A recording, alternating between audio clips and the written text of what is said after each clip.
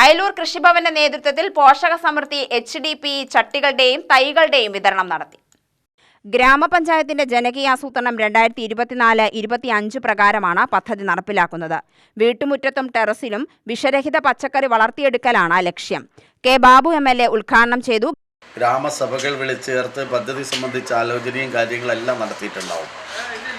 അങ്ങനെ കഴിഞ്ഞ 2024-25 സാമ്പത്തിക വർഷത്തിൽ അവർക്ക് ലഭിച്ച ഫണ്ടിൽ നിന്ന് പ്രത്യേകിച്ച് വനിതകൾക്കുള്ള അവരുടെ ജീവിതവും അതുപോലെ തന്നെ സാമ്പത്തികപരമായ പുരോഗതിയിൽ ഉണ്ടാക്കിയെടുക്കാനും പോഷക സമൃദ്ധി എന്ന പദ്ധതിയിൽ ഉൾപ്പെടുത്തിക്കൊണ്ടാണ് ഈ സ്കീം ഇവിടെ നടപ്പിലാക്കുന്നത്.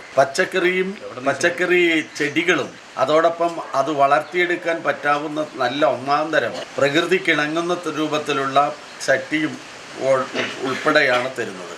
അയലൂർ ഗ്രാമപഞ്ചായത്ത് പോഷക സമൃദ്ധി എന്ന നിലയിൽ ഇത്തരത്തിൽ ചട്ടിയും ചെടിയും ഉൾപ്പെടെ പച്ചക്കറിയുടെ വിതരണം നടത്താൻ വേണ്ടി തീരുമാനിച്ചതും അതിനുവേണ്ടി ഫണ്ട് മാറ്റിവെച്ചതും ആ പദ്ധതി ഇന്നിവിടെ ഉദ്ഘാടനം ചെയ്യപ്പെടുന്നത്. ഗ്രാമപഞ്ചായത്ത് പ്രസിഡന്റ് S. വിഘ്നേഷ് അധ്യക്ഷനായി.